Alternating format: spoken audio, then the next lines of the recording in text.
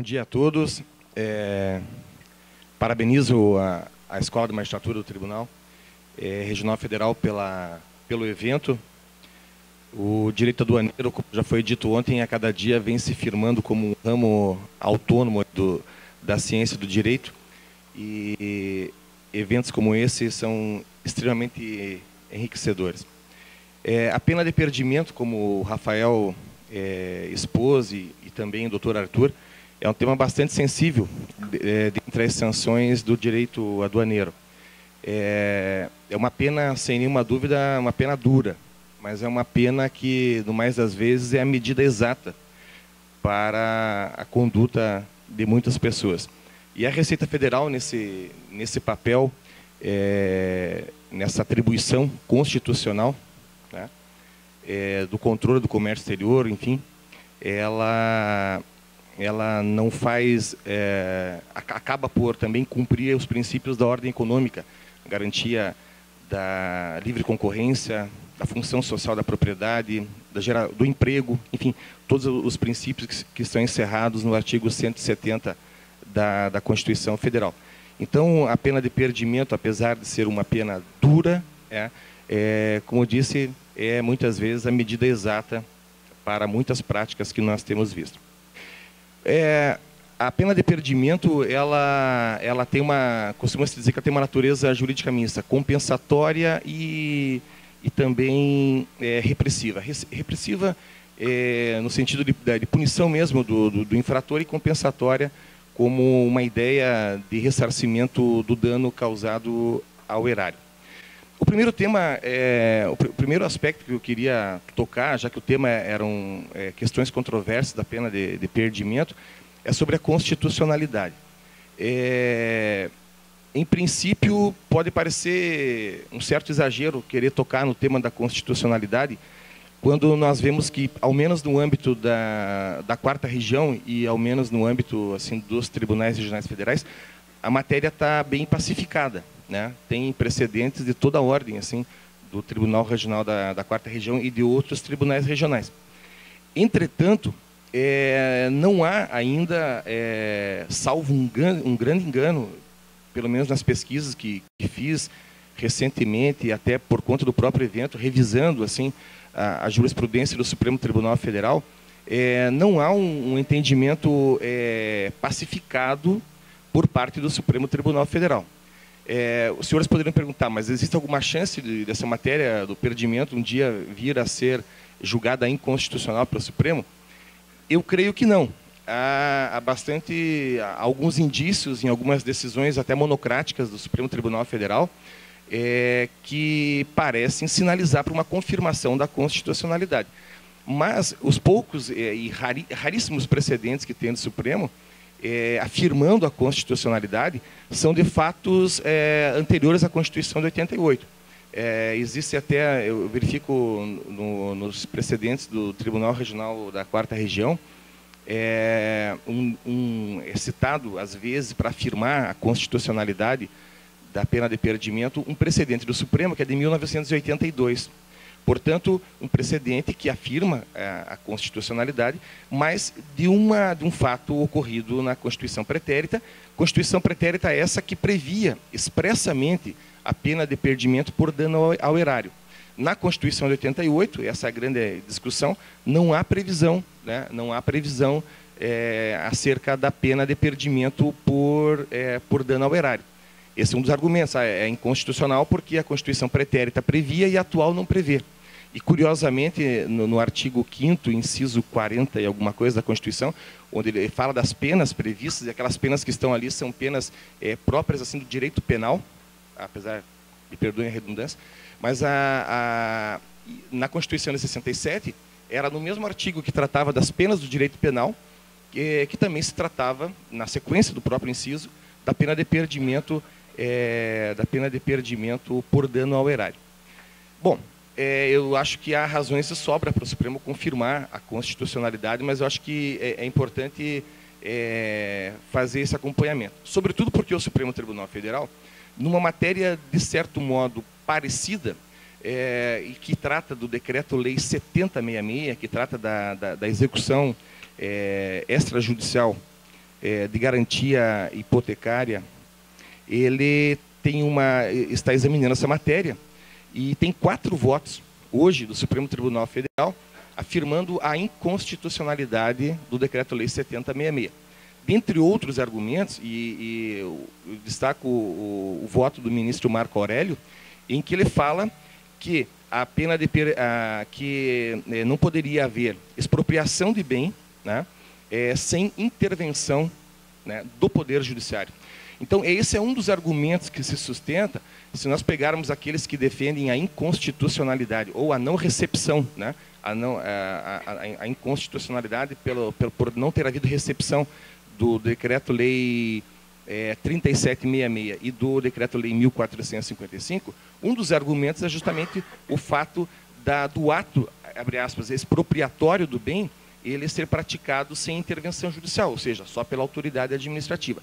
E nesse Decreto-Lei, o 7066, que trata da execução extrajudicial de dívida hipotecária, o Supremo, né, e aí tem o voto do ministro Marco Aurélio já, e tem, como eu falei, tem 4 votos contrários, o Supremo Tribunal Federal vem dizendo que deveria haver a intervenção do Poder Judiciário, porque a não atuação do Judiciário implicaria em ofensa ao devido processo legal. Então, é um tema bastante interessante. O Supremo, em alguns outros precedentes, todos são precedentes onde, de certa forma, tocaram no aspecto da constitucionalidade da pena de perdimento, são precedentes que simplesmente examinaram a admissibilidade de recurso extraordinário. Então, são decisões monocráticas em que apenas levemente se afirma, né, de certa forma, a constitucionalidade, mas não há um enfrentamento assim contundente do Supremo em relação à pena de perdimento. Embora eu acredite que sobram argumentos para que o Supremo conclua pela constitucionalidade. É da tradição do direito brasileiro a pena de perdimento. Há registros de legislação brasileira desde 1895, já dispondo sobre perdimento de bens. A única Constituição do Brasil que previu expressamente a pena de perdimento por dano ao erário foi de 67, e também depois com a emenda de 69. Todas as demais nunca previram, como a de 88 também não prevê. Todavia, é da tradição do direito brasileiro a existência da pena de perdimento. Muito bem. E o interessante, só para finalizar em relação a essa questão da constitucionalidade, tem vários processos batendo a porta do Supremo. Vários. São assim, eu encontrei pelo menos 10 processos que estão batendo a porta do Supremo, né, para discutir a constitucionalidade. Então, eu não estranho se essa matéria um dia for examinada e, enfim, caberá ao Supremo a palavra final. Mas é um tema bastante interessante.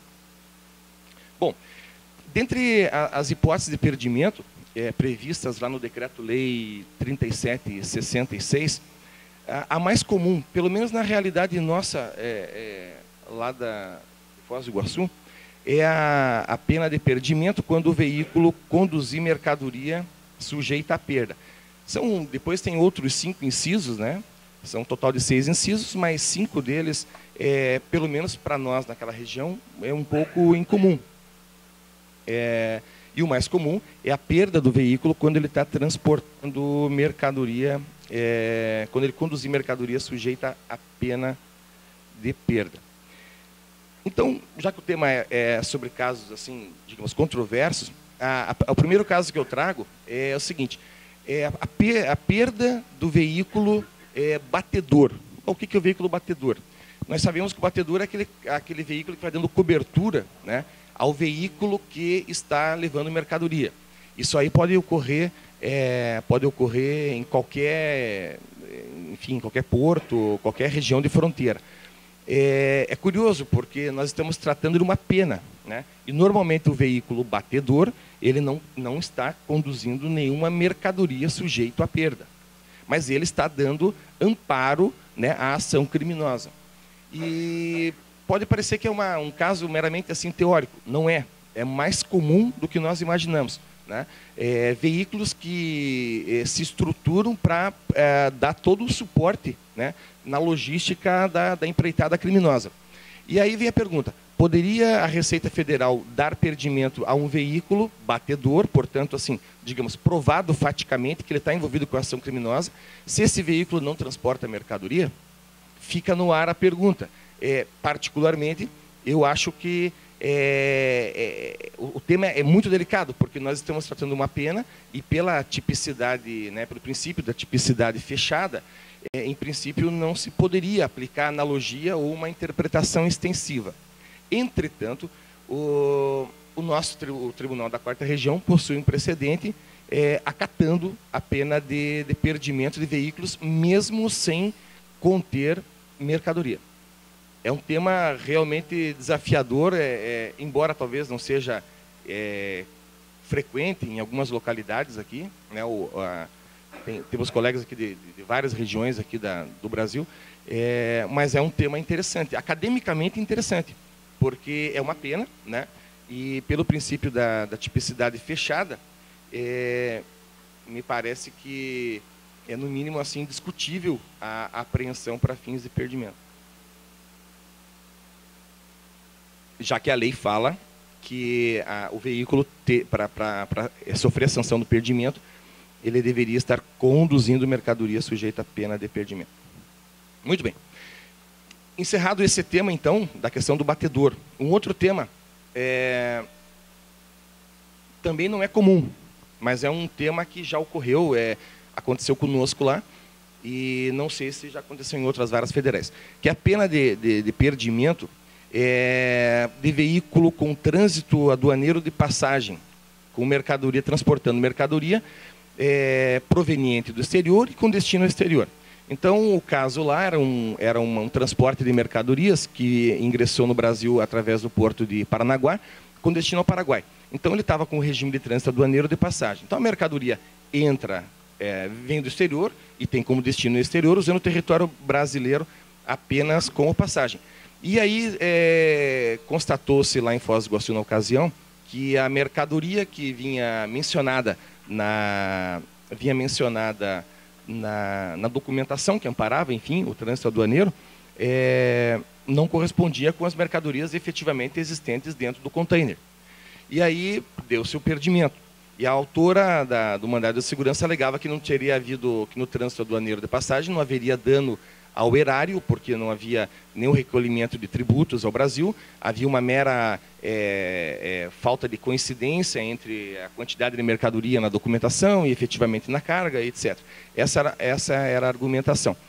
E sustentava-se, então, que não havia dano ao erário. Bom, nós, na época, entendemos que, na verdade, cabia o perdimento, por entender que a expressão dano ao erário não pressupõe, obviamente, apenas a falta de ingresso de tributos nos cofres do governo.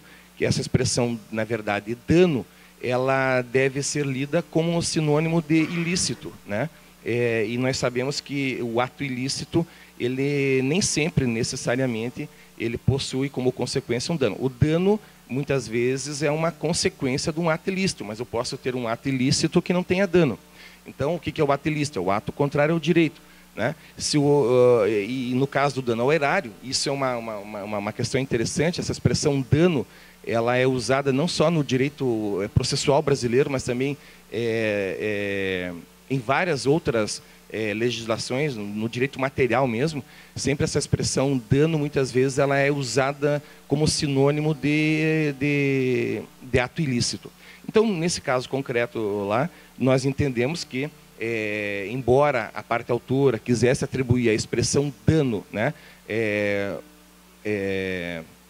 um sentido diferente, nós mantivemos o perdimento, argumentando que a palavra dano, na verdade, deve ser lida como um ato ilícito, né?